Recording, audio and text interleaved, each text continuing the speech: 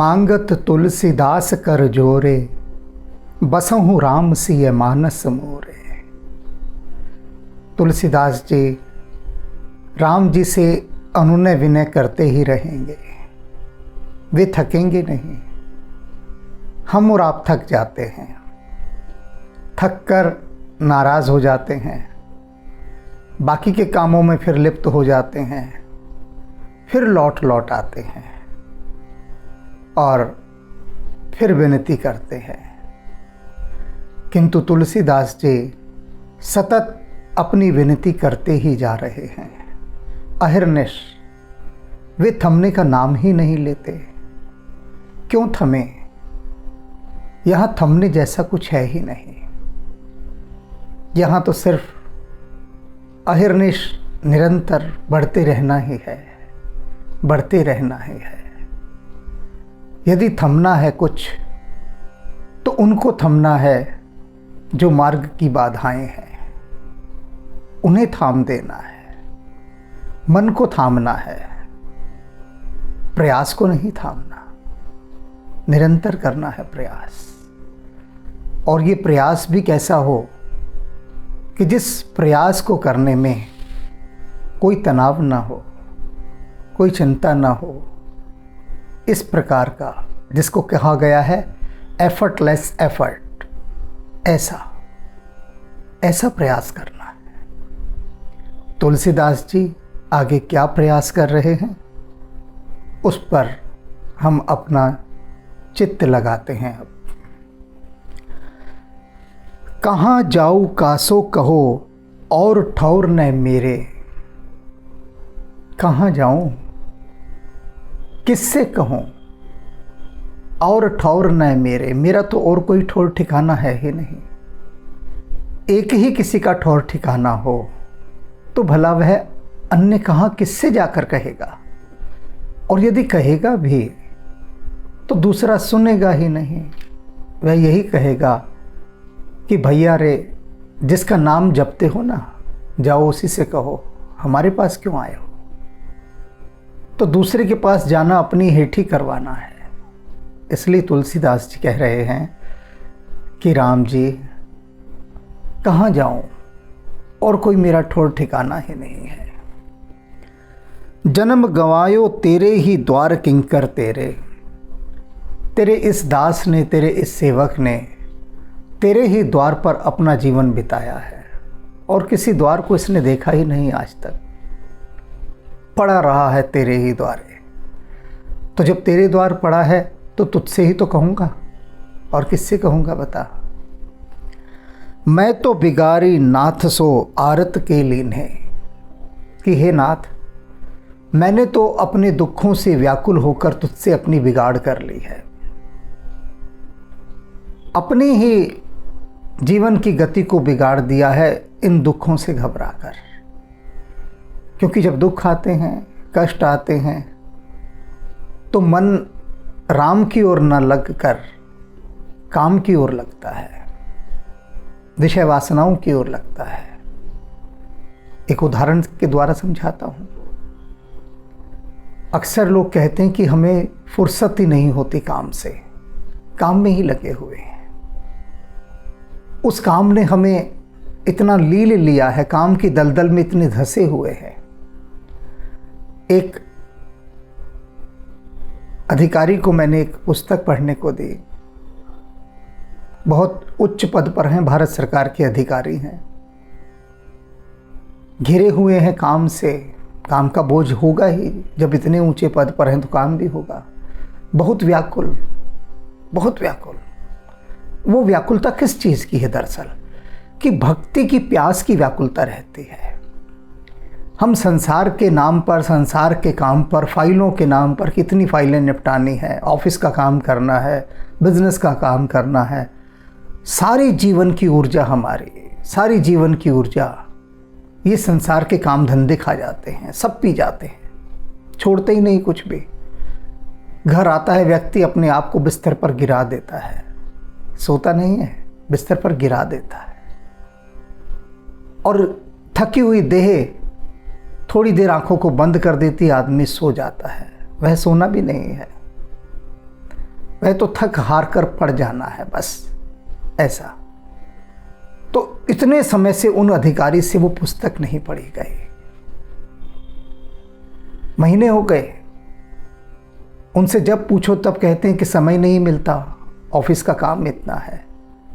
अर्थात क्या कि जीवन की सारी ऊर्जा ऑफिस के नाम कर दी। मतलब व्यक्ति ऑफिस ही होकर रह गया। अगर उसका बिजनेस है तो वो बिजनेस ही होकर रह गया, भक्त तो वह रहा ही नहीं। शरीर के लिए ही सारे काम हुए, आत्मा तो प्यासी की प्यासी रही ना। तो जो प्यासी आत्मा है उससे जो एक शून्य उत्पन्न होता है, वैक्यूम, वो वैक्यूम बेचैनी पैदा करता है, घबराहट पैदा करता है। और पूछो ऑफिस का काम भी क्यों कर रहे हो भाई? पैसे के लिए, कि सैलरी मिलेगी, वेतन मिलेगा, इतना अच्छा वेतन है। अच्छा हो या बुरा हो, कैसा भी हो, वेतन तो वेतन है। तो वेतन के लिए व्यक्ति मारामारी कर रहा है, पैसे के लिए। कोई पूछे कि सुबह से रात तक ये जो ऑफिस का या बिजनेस का काम कर रहे हो, क्यों बैल की तरह, गधे की तरह खट रहे हो? पैसे के लिए ना, और तो कोई काम नहीं है। जीवन की सारी ऊर्जा को झोंक दिया वहां, बस हर समय ऑफिस, हर समय बिजनेस, और कुछ नहीं। राम का नाम भी लेंगे तो फटाफट 10 मिनट ले लिया जाए, जिससे कि बाद में ऑफिस के या बिजनेस के काम या और दुनियादारी के काम पर ध्यान दिया जा सके। मैंने उन सरकारी अधिकारी से कहा, क्या ऐसा नहीं हो सकता कि आप 3 दिन की छुट्टी लें और फिर अध्ययन करें इस पुस्तक का? 3 दिन किसी से ना मिलें और बस ये पुस्तक ही पढ़ें। तो उन्होंने कहा यह संभव नहीं है, काम बहुत है ऑफिस का। मैंने उनसे कहा, मान लीजिए 3 दिन के लिए आपका स्वास्थ्य ठीक नहीं रहता, किन्हीं कारणों से होता है, जीवन है, चल रहा है, क्या तब भी ऑफिस जाएंगे? वे बोले तब तो मजबूरी है। तब क्यों ऑफिस जाएंगे? तब तो मजबूरी है, पड़ा ही रहना पड़ेगा। अर्थात क्या कि इंसान पर मजबूरियां ही जीतती हैं, प्रेम नहीं जीतता, भक्ति नहीं जीतती। प्रेम और भक्ति को वो पोस्टपोन करेगा, मजबूरियां जीतेंगी। तो इसलिए तुलसीदास जी ने यहाँ इस बात को कहा है, जिसे मैंने यहाँ समझा दिया है। मैं तो बिगारी नाथ सो आरत के लीने। इन दुखों, लोभ, लालच और इन सब के कारण मैंने अपने जीवन को बिगाड़ लिया है। तो ही कृपानिधि क्यों बने मेरी से कीने। हे कृपानिधि, आप मेरे इन कर्मों को देखकर मेरा हिसाब किताब मत कीजिएगा। आप मेरे जैसे मत बनिएगा, ये देखकर कि चलो तुलसीदास के कर्मों का हिसाब देखें। और यदि आप मेरे कर्मों को देखकर मेरा निर्णय करेंगे, तब तो मेरी बात बननी ही नहीं है, सवाल ही नहीं होता। कर्म ही ऐसे खोटे हैं मेरे। तो आप मेरे कर्मों को मत देखिएगा, आप तो बस अपनी कृपा को देखिएगा। दिन दुर्दिन, दिन दुर्दशा, दिन दुख, दिन दूषण, जब लो तूने बिलो किए रघुवंश विभूषण। कह रहे हैं, हे रघुवंश विभूषण, जब तक तू मेरी तरफ नहीं देखेगा ना, तब तक जानता है क्या होगा मेरे साथ। दिन दुर्दिन, मेरा हर दिन बुरा दिन बना रहेगा। दिन दुर्दशा, हर रोज हर दिन मेरी हर पल दुर्दशा होगी। दिन दुख, हर दिन मैं दुखों से घिरा रहूँगा। दिन दूषण, और हर दिन मेरा दोषों से भरा रहेगा, अगर तू मेरी तरफ नहीं देखेगा। हे रघुवंश के भूषण, हे राम, तू देख लेगा ना, तो फिर ये सब नहीं होना। क्योंकि मेरा सारा दिन दुखों से, दुर्दशा से, दोषों से, इन सब से घिरा हुआ है। क्यों घिरा हुआ है? क्योंकि तू नहीं देख रहा मेरी तरफ, बस तेरे देखने की कसर रही हुई है, इसलिए ये घिरा हुआ है। तू देख लेगा तो बात बन जाएगी। दई पीठ बिनु दीठ में तुम विश्व बिलोचन।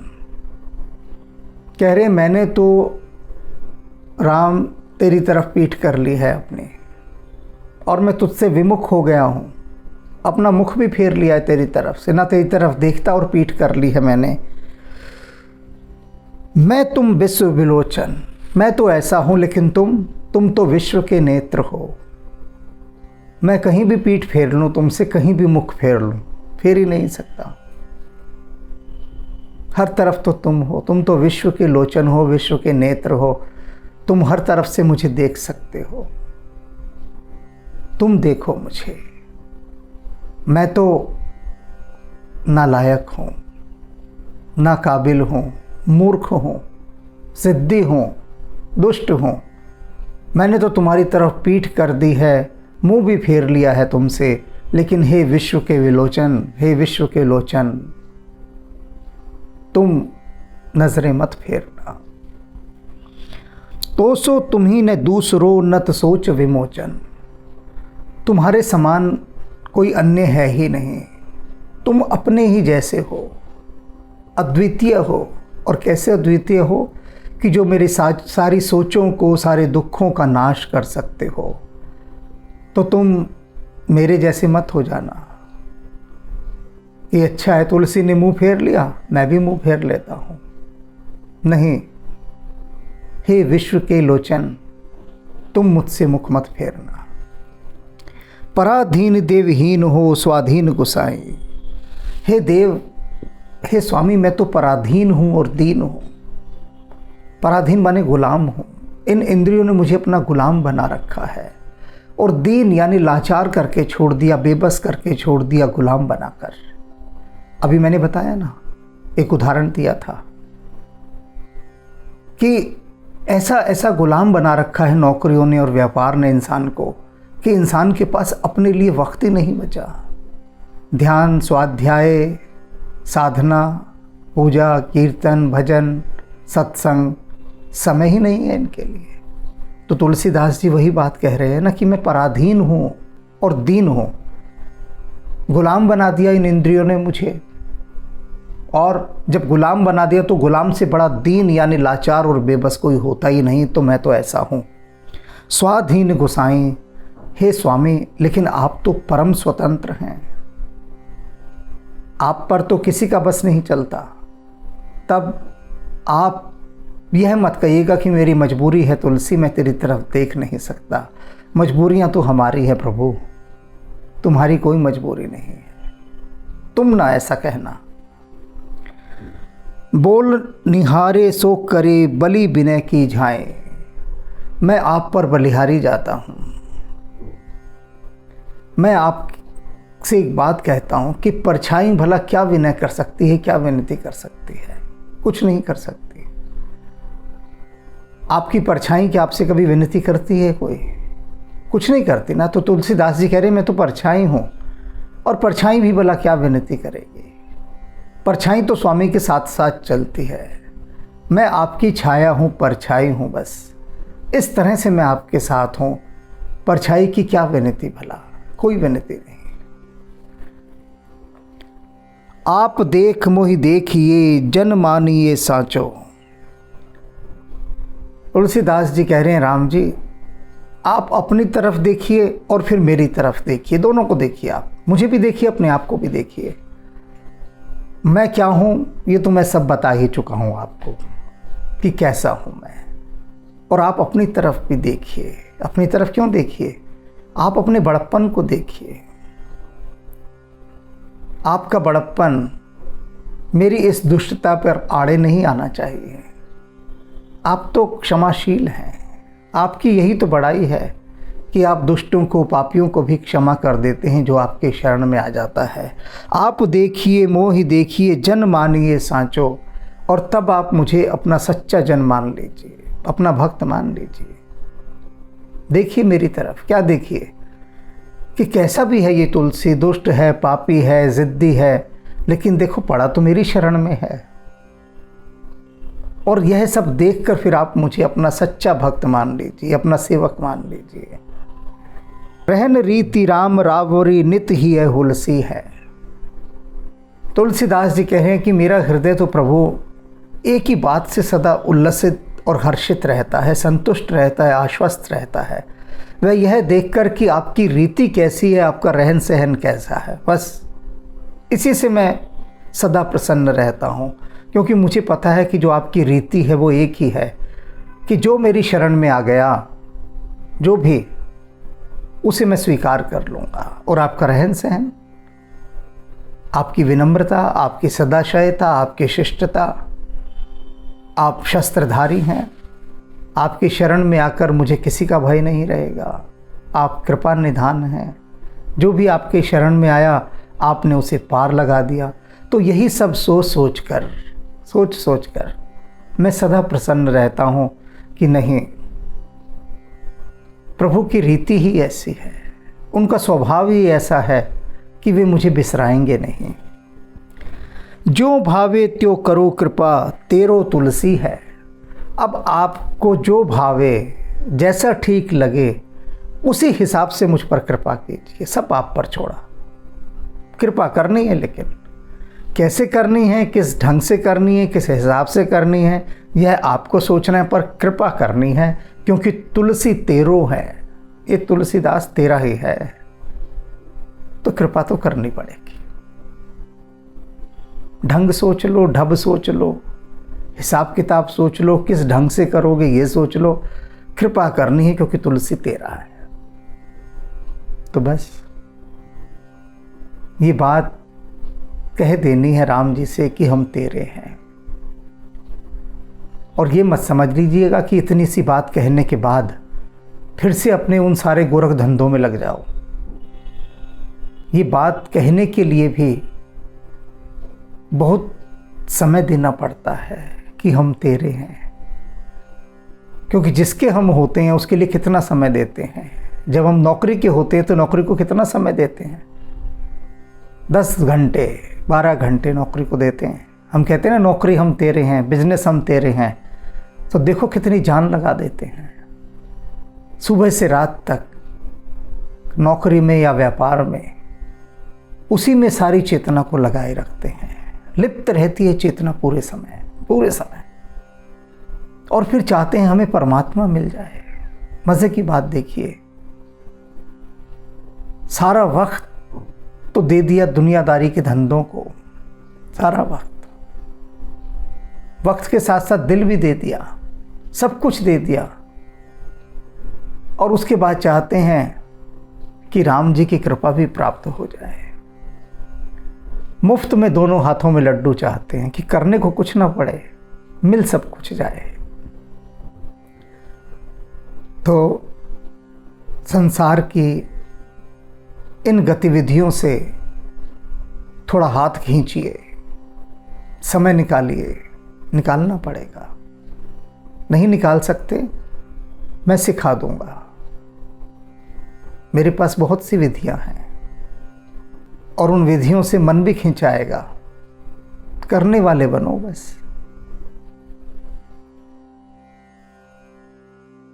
सतबार नमन गुरुदेव, 100 बार नमन गुरुदेव,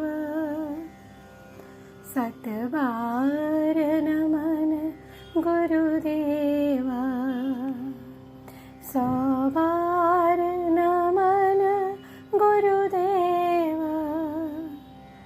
गुरुदेव गुरुदेव गुरुदेव गुरुदेव गुरुदेव गुरुदेव गुरुदेव गुरुदेव, 100 बार नमन गुरुदेव, सतबार नमन गुरुदेव। गुरुदेव गुरुदेव गुरुदेव गुरुदेव गुरुदेव गुरुदेव गुरुदेव, सतबार नमन